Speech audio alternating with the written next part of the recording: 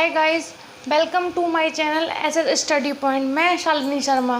Previous video में हमने chapter 2 अध्याय 2 का पार्ट 2 में आपको पुष्पी पौधों में लैंगिक जनन कैसे होता है उसके बारे में बताया था, यानी उसका मादा भाग बताया था, जायन के बारे में बताया।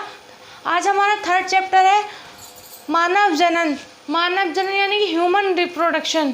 अब तक हम बात कर रहे थे कि पुष्पी पौधों में अलैंगिक जनन कैसे होता है, लैंगिक जनन कैसे होता है। आज हम बताएंगे मनुष्य में लैंगिक जनन की प्रक्रिया क्या होती है, किस तरीके से मनुष्य में लैंगिक जनन होता है। इसका हमारा आज क्या है, पार्ट 1 है। सबसे पहले समझ लीजिए लैंगिक जनन क्या होता है। लैंगिक जनन यानी कि सेक्सुअल रिप्रोडक्शन। लैंगिक जनन, लैंगिक जनन, इसे हम इंग्लिश में कहते हैं सेक्सुअल रिप्रोडक्शन।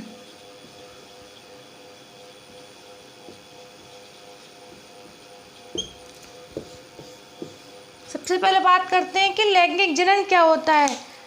इस जनन प्रक्रिया में दो जीव या दो जनक भाग लेते हैं।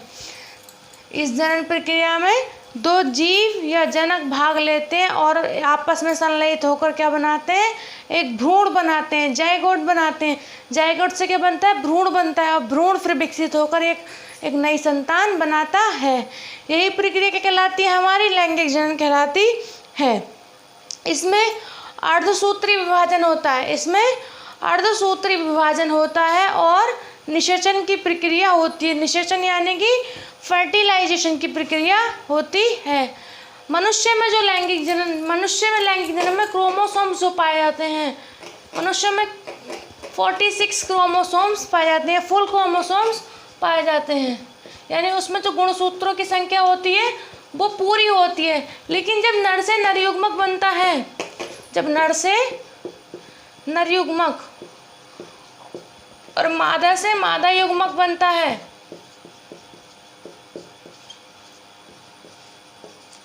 जब नर से नरयुग्मक बनता है मादा से, यहाँ पे तो क्रोमोसोम्स 40 ही होते हैं, लेकिन जब नरयुग्मक बनता है तो यहाँ पे आके गुणसूत्रों की संख्या आधी हो जाती है। कितनी हो जाती है, आधी हो जाती है। और फिर जब ये दोनों आपस में संलयित होते हैं तो युग्मनज बनाते हैं। जब संलयित होते हैं तो क्या बनाते हैं, युग्मनज बनाते हैं। और फिर जब 23 और 23 मिलेंगे तो फिर ये दोबारा से पूरे कितनी संख्या हो जाती है, 46 हो जाती है। यानी जब युग्मक बनता है, जब युग्मक बन जाते हैं तो क्रोमोसोम्स आधे हो जाते हैं और फिर जब युग्मनज बनता है तो क्रोमोसोम्स की संख्या दोबारा से फिर पूरी हो जाती है। यानी जब ये पहले नर के आधे हो जाएंगे क्रोमोसोम्स, मादा के आधे हो जाएंगे। जब जायगोट बनेगा तो नर और मादा के आधे आधे क्रोमोसोम्स मिलकर एक जायगोट बनाएंगे, जिसमें फिर गुणसूत्रों की संख्या बिल्कुल पूरी होगी। समझ में आया। देखिए अब हम चलिए पहले लिखते हैं लैंगिक जनन की परिभाषा। Definition of sexual reproduction. Definition of sexual reproduction. इस जनन लिख सकते हैं हम, इस जनन प्रक्रिया में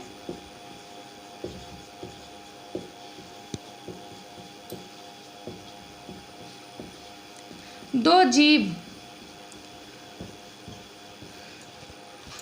यहाँ पर लिखेंगे जनक, दो जीव या जनक भाग लेते हैं। तो जीव भी भाग ले सकते। तो जब जीवों में जनन होगा तो जीव भाग लेंगे, उनको भी हम जनक ही कहेंगे। और जब मनुष्य में जनन होगा तब उन्हें भी हम जनक कहेंगे। इस जनन प्रक्रिया में दो जीव जनक भाग लेते हैं। इस क्रिया को हम क्या कहते हैं, तो उसे लैंगिक जनन कहते हैं। लैंगिक जनन यानी कि सेक्सुअल रिप्रोडक्शन, सेक्सुअल रिप्रोडक्शन कहते हैं। इसमें अर्धसूत्री विभाजन, कौन सा विभाजन होता है, अर्धसूत्री विभाजन तथा निषेचन की प्रक्रिया होती है। निषेचन, निषेचन को हम इंग्लिश में बोलते हैं फर्टिलाइजेशन।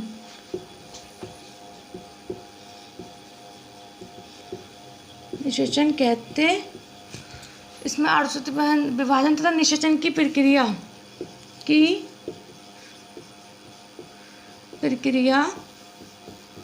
होती है। इसमें कौन सा विभाजन होता है? अर्धसूत्री विभाजन होता है और इसमें फर्टिलाइजेशन की प्रक्रिया होती है। नर युग्मक यानी नया युग्मक बनता है।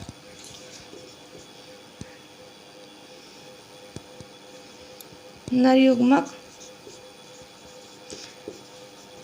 कह सकते हैं एवं क्या कह सकते हैं? नया युग्मक बनता है। नर युग्मक कह लो या नया युग्मक, क्योंकि नर से नया ही तो बनता है ना, तो उसको हम नया युग्मक भी कह सकते हैं। आगे लिखेंगे जिसके संयोजन से बने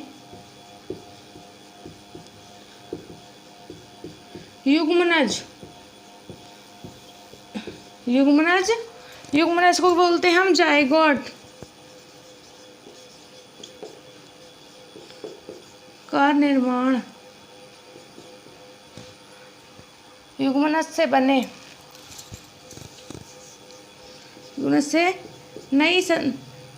युग्मनज से भ्रूण बनता है। भ्रूण का निर्माण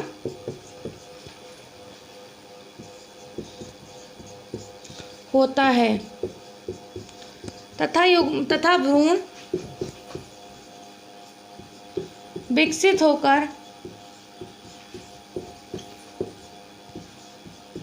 होकर एक नई संतान बनाता है।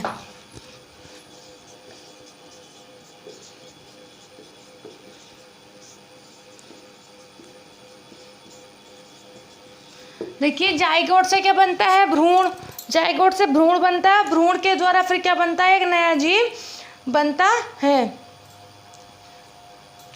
इससे जो बनी संतान होती है, लैंगिक जनन से बनी संतान या संतति कह सकते हैं। लैंगिक जनन से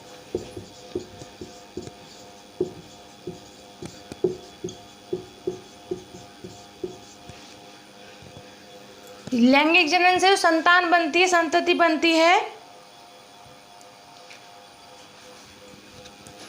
आपस में एवं समरूप वाली होती है। एवं समरूप वाली होती। यह एक जटिल तथा धीमी प्रक्रिया होती है।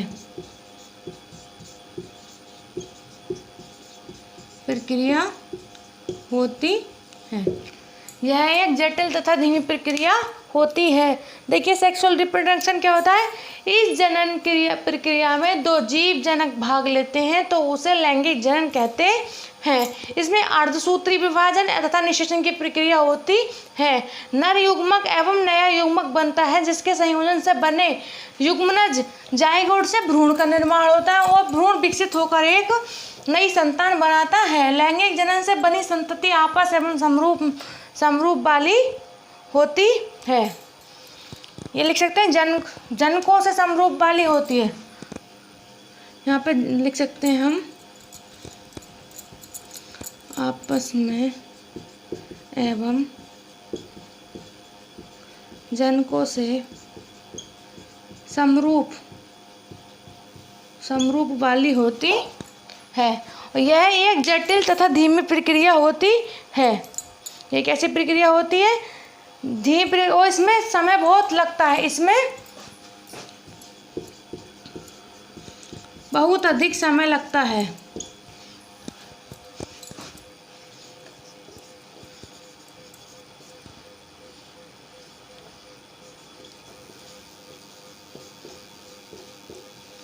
समय लगता है। ये एक जटिल और धीमी प्रक्रिया होती है, उसमें बहुत अधिक समय लगता है। ऐसे एग्जाम्पल ले लीजिए, जब एक औरत किसी बच्चे को जन्म देती है तो उसके लिए उसको कितना समय लगता है? 9 मंथ का समय लगता है। कितना लगता है?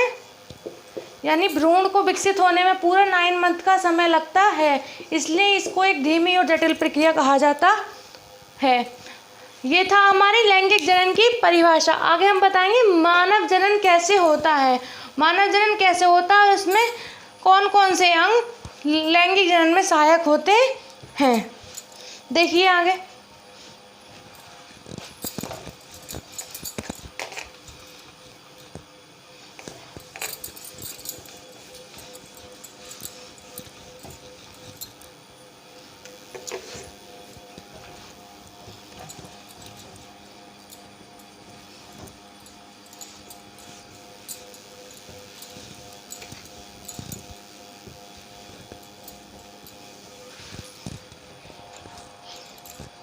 बात करते हैं मनुष्य में लैंगिक जनन कैसे होता है। देखिए अभी मैंने बताया नर और मादा, ये क्या है? ये क्या है? 2 जनक हैं। ये क्या है? 2 जनक। समझ, जैसे नर, जब बात आ रही है कि मानव में लैंगिक जनन होता है आफ्टर मैरिज, जब मेल और फीमेल आपस में फर्टिलाइजेशन करते हैं, संलयित होते हैं, तो एक जायगोट बनता है, फिर जायगोट से भ्रूण बनता है, भ्रूण विकसित होकर एक नई संतान बनाता है। सेम वही प्रोसेस है। जब नर और मादा आपस में संलयित होते हैं तो क्या बनता है? एक नई संतान बनती है। नर, यहाँ पे क्रोमोसोम्स पाए जाते हैं 46 और फीमेल में भी 46 पाए जाते हैं। नर, ये इसे क्या बोलते हैं? पुरुष। इसे क्या बोलते हैं? स्त्री। क्योंकि बात मानव की आ रही है तो पुरुष और स्त्री से बनेगा नरयुग्मक। और इससे बनेगा मादा युग्मक, से बोलते हैं हम शुक्राणु।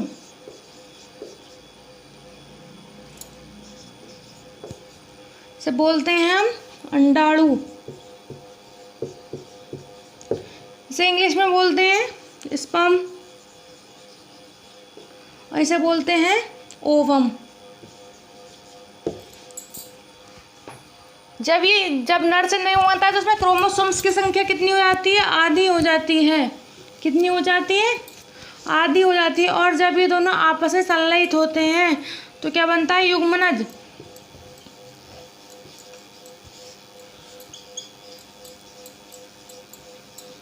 जाइगोट बनता है, फिर जाइगोट से बनता है भ्रूण।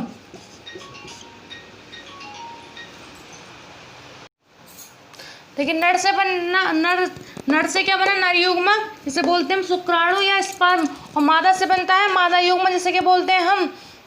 अंडाणु, या इंग्लिश में बोलते हैं इसको ओवम। जब ये दोनों आपस में फर्टिलाइजेशन करते हैं, क्या करते हैं?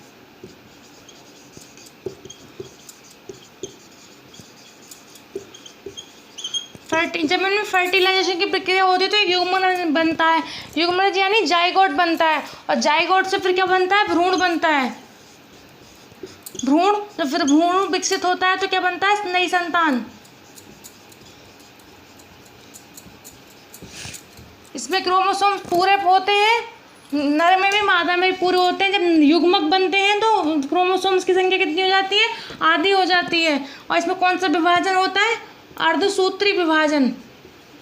कौन सा विभाजन होता है?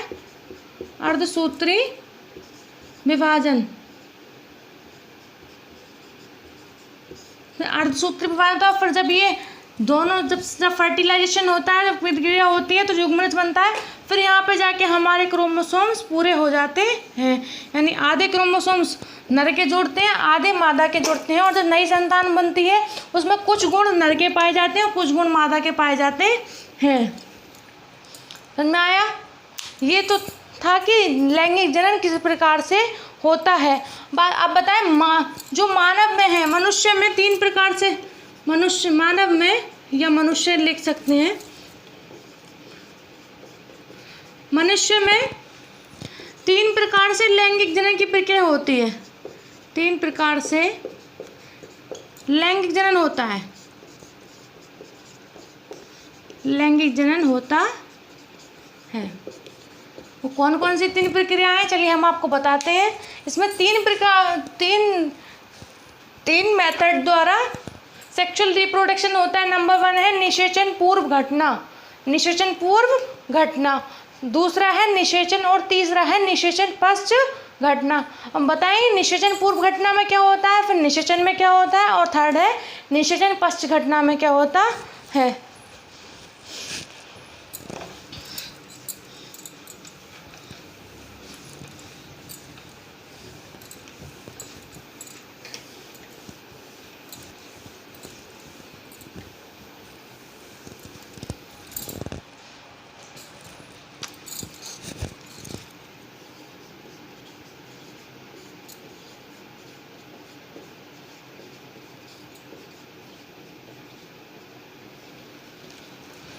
मानव में लैंगिक जनन की विधियां।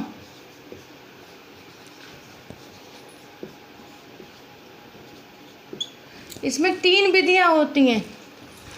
नंबर 1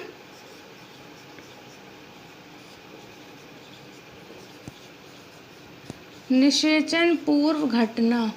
कितनी विधियां होती हैं इसमें? 3 विधियां होती हैं। पहला है निषेचन पूर्व घटना, जिसे हम बोलते हैं प्री फर्टिलाइजेशन। इसे इंग्लिश में क्या बोलते हैं?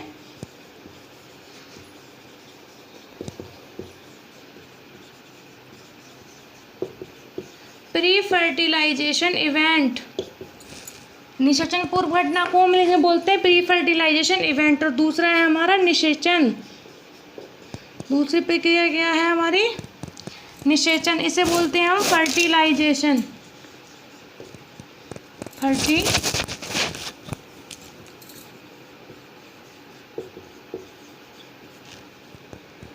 थर्ड है हमारी निषेचन पश्चात घटना। निषेचन पश्चात। पहली क्या है? निषेचन पूर्व घटना, दूसरी है निषेचन, और तीसरी क्या है हमारी? निषेचन पश्चात घटना। इसे बोलते हैं पोस्ट फर्टिलाइजेशन इवेंट।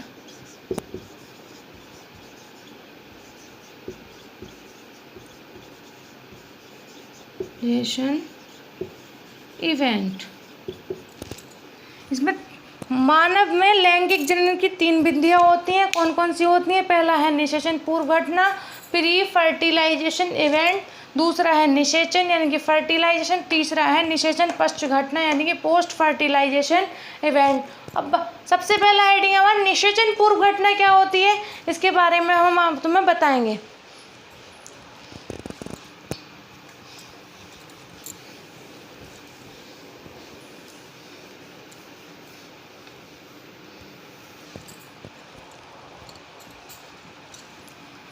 निषेचन पूर्व घटना में क्या होती है?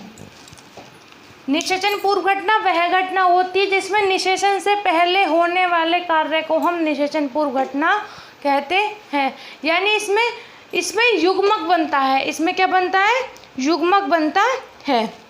लिख सकते हैं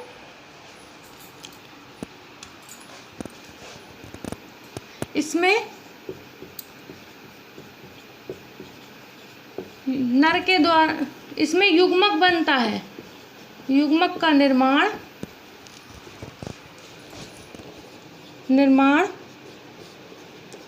होता है।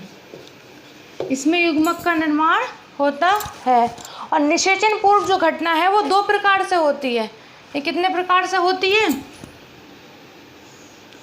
2 प्रकार से होती है। नंबर 1 है युग्मक जनन। युग्मक जनन पहली प्रक्रिया है हमारी युग्मक जनन, और दूसरी क्या है हमारी? युग्मक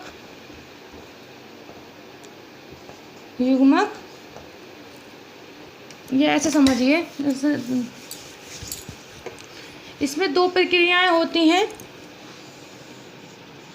नंबर फर्स्ट है हमारी युग्मक जनन और नंबर 2 है हमारी युग्मक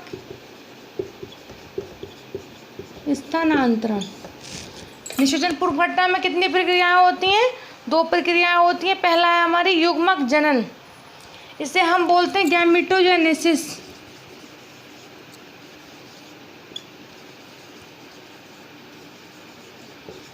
इसे क्या बोलते हैं हम? युग्मक जनन को बोलते हैं हम गैमेटोजेनेसिस। ठीक है।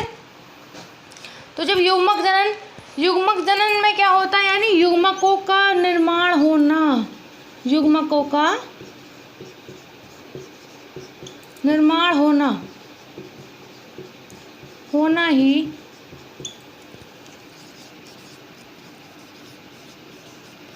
युग्मक जनन कहलाता।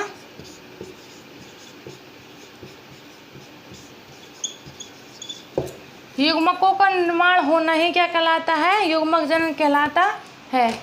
दूसरी हेडिंग है हमारी युग्मक स्थानांतरण। युग्मक स्थानांतरण क्या होता है? इसमें युग्मक बनते हैं, नर युग्मक और मादा युग्मक बन जाते हैं, मादा युग्मक बन जाते हैं। तो युग्मक स्थानांतरण का मतलब होता है या तो नर युग्मक जाए मादा युग्मक के पास या फिर मादा युग्मक जाए नर युग्मक के पास, यानी एक युग्मक का दूसरे युग्मक तक स्थान तक जाना ही युग्मक स्थानांतरण कहलाता है। लिख सकते हैं हम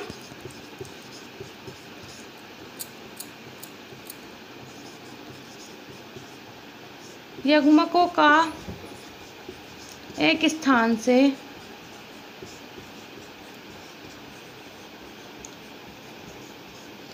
दूसरे स्थान तक जाना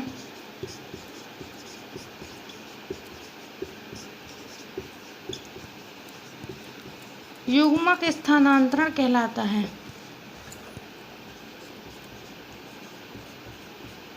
युग्मक स्थानांतरण कहलाता है, यानी ये अपने एक दूसरे को अपने स्थान परिवर्तित करते हैं, वही प्रक्रिया क्या कहलाती है? हमारी युग्मक स्थानांतरण कहलाती है।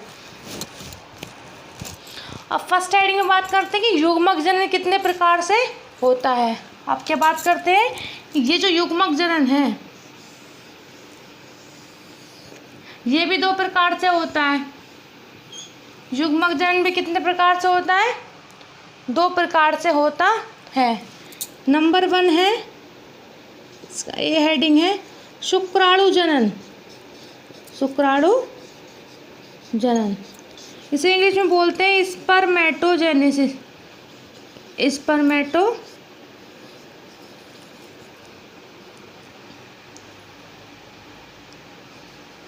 जेनेसिस मतलब युग्मक जनन भी 2 प्रकार से होता है। फर्स्ट है हमारा स्पर्मेटोजेनेसिस और सेकंड है हमारा अंडाणु जनन।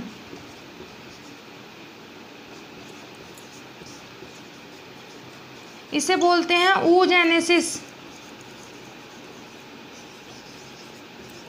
इसे क्या बोलते हैं हम? oogenesis। यानी कि निषेचन पूर्व घटना की 2 प्रक्रियाएं होती हैं, पहला युग्मक जनन और दूसरा युग्मक स्थानांतरण है। और युग्मक स्थानांतरण में मैंने बताया कि एक दूसरे में स्थान परिवर्तित करते हैं।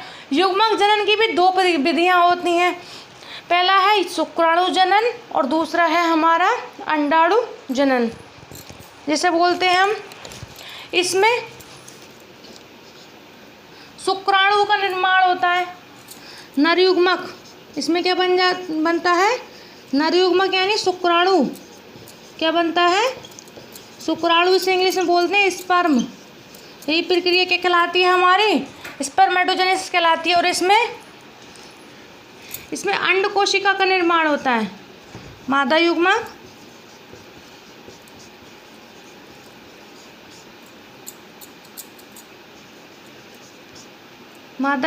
अंड कोशिका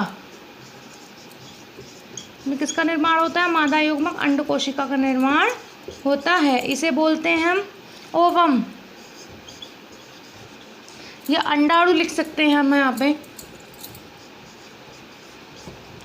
मादा युग्मक में अंडाणु का निर्माण होता है और नर युग्मक में इसका निर्माण होता है। तो ये आपने समझा, निषेचन पूर्व घटना में 2 घटनाएं होती हैं, युग्मक जनन, युग्मक स्थानांतरण। युग्मक जनन, युग्मक बनते हैं, युग्मक स्थानांतरण एक दूसरे में स्थान परिवर्तित करते हैं। फिर आता है युग्मक जनन 2 प्रकार से होता है। नंबर 1 शुक्राणु जनन स्पर्मेटोजेनेसिस, दूसरा अंडाणु जनन oogenesis। इसमें शुक्राणु बन जाते हैं, इसमें अंडाणु बन जाते हैं। ये तो थी निषेचन पूर्व घटना। अब हम बताएंगे कि नर जनन तंत्र कौन से होते हैं और मादा जनन तंत्र कौन से होते हैं। यानी कि मनुष्य की पूरी बॉडी में मेल सेक्स ऑर्गेन्स कौन से होते हैं और फीमेल सेक्स ऑर्गेन्स कौन कौन से होते हैं। फिर इससे आगे का हम कल की वीडियो में बताएंगे। आज के लिए इतना ही। कल हम बताएंगे मेल सेक्स ऑर्गेन्स और फीमेल सेक्स ऑर्गेन्स के बारे में। चलिए तब तक के लिए बाय बाय, मिलते हैं कल एक नेक्स्ट वीडियो के साथ।